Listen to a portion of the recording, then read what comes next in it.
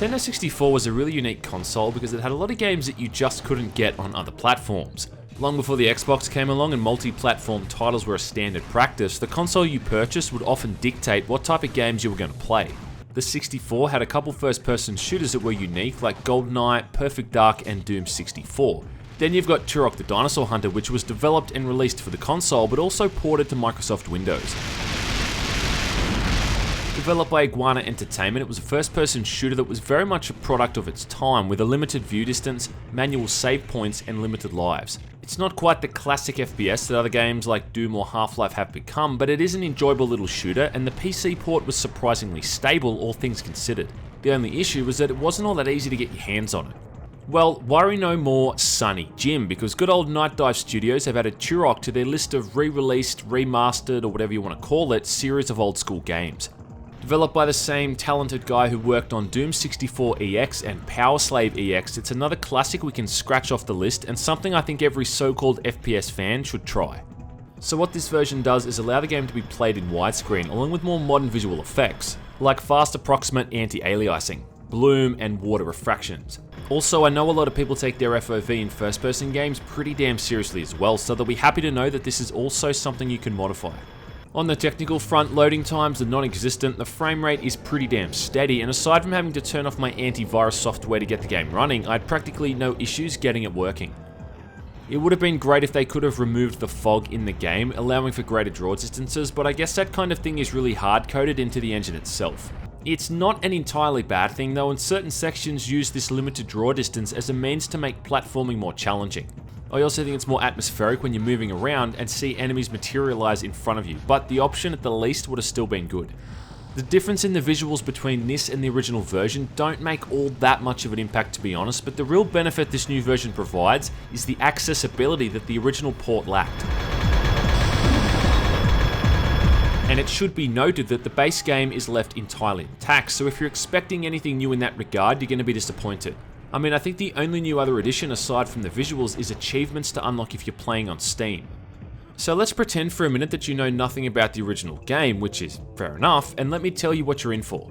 In Turok, you're a badass hunter named Tal Set, protecting a barrier between Earth and a mysterious place known as the Lost Land. The Lost Land is home to all manner of hostile creatures, from dinosaurs through to aliens.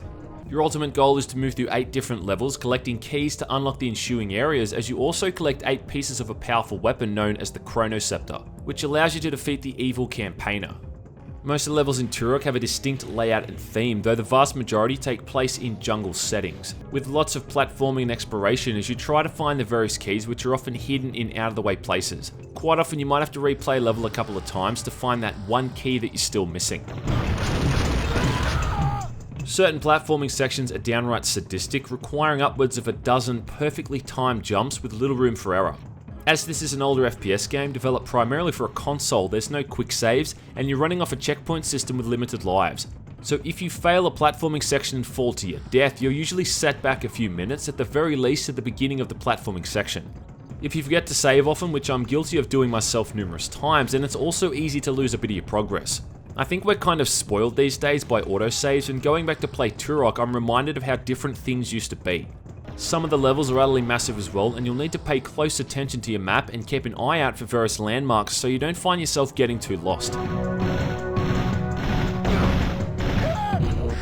That's not to say the game is a cakewalk, and there's no shortage of things trying to kill you, from aforementioned dinosaurs through to natives with blow darts, witch doctors, and giant beetles. Every few levels you're up against a larger enemy for a boss fight, which just requires you to stay constantly moving whilst firing with whatever weapon you've got ammunition for. Enemies are pretty liberal with dropping ammo and health pickups, and although they'll frequently respawn to keep the area populated, so will these pickups. So even if you're running low on resources, it's often easy to get yourself back up to speed quite quickly. Also, even by today's standards, Turok's arsenal is pretty fun to mess around with, giving you roughly 13 weapons in total. You start off with a knife and a bow before getting a pistol and a shotgun, which are soon replaced entirely by an assault rifle and automatic shotgun. Later on in the game you'll get a plasma rifle, grenade launcher, rocket launcher, and some alien weapons that kick all manner of ass. Playing with a mouse and keyboard setup is seamless, and almost 20 years on, the game still controls very well. At the end of the day, the only thing I'm not sold on with this is the price. I mean, I think 20 bucks might be a bit high. Looking at it from both angles, I mean, yes, it's an older game, but it's also been updated near flawlessly, and you're likely to get more gameplay and value out of this than you are for any other FPS game available for the same price, especially considering the early access drivel that we're constantly subjected to. So I'd say it's 20 bucks well spent, but I'd really like to see it down around the $10 or $15 mark ideally. At the end of the day, Night Dive Studios have again done a great job with this Turok re-release. They've kept the gameplay intact, they've got it running on modern operating systems, and they've brought an old game to a new audience. And if you're like me and don't consider Turok to be your favourite game, well, if nothing more, then it sure is a nice trip down memory lane.